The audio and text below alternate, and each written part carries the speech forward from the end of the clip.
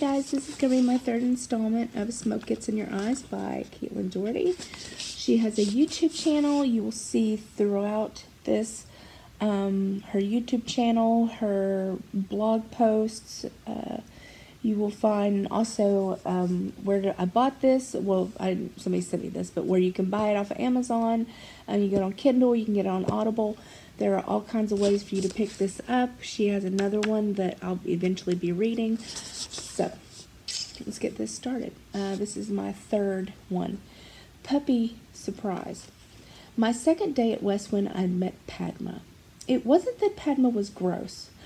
Gross is such a simple word with simple connotations. Padma was more like a creature from a horror film, cast in the lead role of resurrected voodoo witch. The mere act of looking at her body laying in that cardboard cremation container caused internal fits of, oh my God, holy, what am I doing here? What is this shit? Why? Racially, Padma was Sri Lankan and North African. Her dark complexion in combination with advanced decomposition had turned her skin a pitch black. Her hair hung in long, matted clumps sprayed in all directions. Thick, spidery white mold shot out of her nose, covering half of her face, stretching over her eyes and her yawning mouth. The left side of her chest was caved in, giving the impression that someone had removed her heart in some elaborate ritual. Padma was in her early 30s when she fell to a rare genetic disease. Her body was kept for months at the Stanford University Hospital so doctors could run tests to understand the condition that killed her. By the time she had arrived at Westwind, her body had taken a turn for the surreal. Grotesque as Padma appeared in my amateur eyes, I couldn't shrink away from her body like a wobbly fawn. Mike, the crematory manager, had made it very clear I was not being paid to be freaked out by the dead bodies.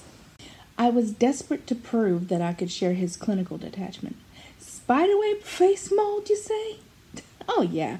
I've seen it a million times before. Actually, I'm surprised this is such a mild case, really. I would say with the authority of a true death professional. Until you've seen a dead body like Padma's, death can almost seem glamorous. Imagine this. A Victoria consumption victim expiring with a single trickle of blood sliding from the corner of her rosy mouth. When Edgar Allan Poe's love, Annabel Lee, was taken by the chill of death and entombed, the lovelorn Poe could not stay away. He goes to lie down by the side of my darling, my life and my bride, in her sepulchre there by the sea, in her tomb by the surrounding sea. The exquisite alabaster corpse of Annabel Lee.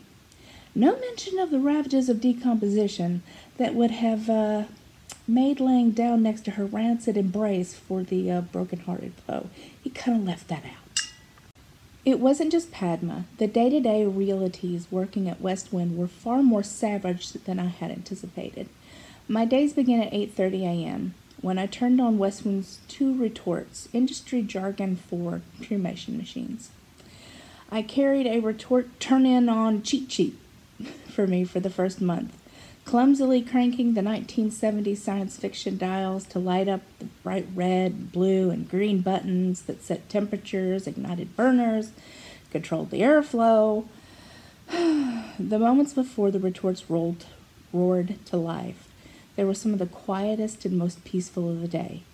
No noise, no heat, no pressure, just a girl and a selection of the newly deceased. Once the retorts came to life, the peace vanished. The room turned into the inner ring of hell, filled with hot and dense air and the rumbling of the devil's breath. What looked like puffy silver spaceship lining covered all the walls of the crematory. It soundproofed the room and prevented the rumbling from reaching the ears of grieving families in the nearby chapel or the arrangement rooms. The machine was ready for the first body when the temperature inside the brick chamber of the retort had reached 1,500 degrees Fahrenheit. Every morning, Mike stacked several state of California disposition permits on my desk, telling me who was on the deck for the day's cremations. After selecting 2 permits, I had to locate my victims in the reefer, the walk-in body refrigeration unit where the corpses waited. Through a cold blast of air, I greeted the stacks of cardboard body boxes, each labeled with full names and dates of death. The reefer smelled like death on ice, the odor difficult to pinpoint, but impossible to forget. The people in the reefer would probably not have hung out together in the living world. The elderly black man with the myocardial infarction, or the middle-aged white woman with ovarian cancer, maybe even the young Hispanic man who had been shot just a few blocks from the crematory. Death had brought them all here for some kind of United Nations summit, a round-table discussion on non-existence. Walking into the body fridge, I had made a modest promise to a higher deity that I'd be a better person if the deceased was not on the bottom stack of the bodies. This particular morning, the first cremation permit was for Mr. Martinez, and in a perfect world, Mr. Martinez would have been right on top, just waiting for me to roll him directly onto my hydraulic gurney. To my great annoyance, I found him stacked below Mr. Willard, Mrs. Nagasaki, and Mr. Shelton. That meant stacking and restacking the cardboard boxes like a game of body fridge Tetris. When at last Mr. Martinez was maneuvered onto the gurney, I could proceed with the short trip to the cremation chamber. The last obstacle on the journey were the thick strips of plastic, also popular in meat freezers and car washes. They hung from the door frame of the reefer, trapping the cold air inside. The strips were my enemy. They entangled anyone who passed through them like spooky branches in the cartoon version of Legend of the Sleepy Hollow. I hated touching them. I imagined that clinging to the plastic were hordes of bacteria, and stood to reason, the tormented souls of the departed. If you got caught in the strips, you would inevitably miscalculate the angle needed to roll the gurney out of the door. As I gave Mr. Martinez a push, I heard the familiar thunk as I overshot and slammed the gurney into the metal door frame. Mike happened upon me thunking away, pulling Mr. Martinez back and forth, and back and forth, and back and forth, as he walked by, heading to the preparation room. "You need help? You got it?"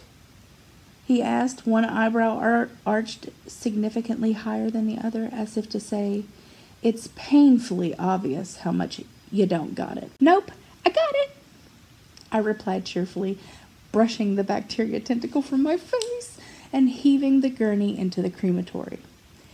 I made sure my response was always, "Nope, I got it."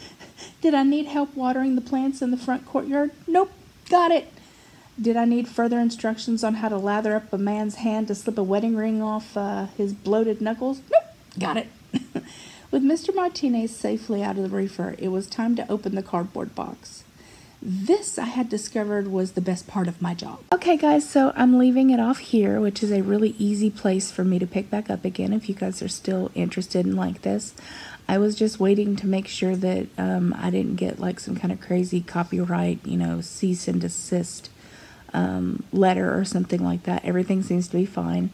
I really want to do this because, number one, it's fun for me, and number two, it gets more people to read or want to read or use their imaginations, and I think that's so important in today's age where everybody just looks at their computer or looks at their phone all day long, and it doesn't take a lot of time to kind of sit and read and use your imagination when everything is right at your fingertips, and kind of,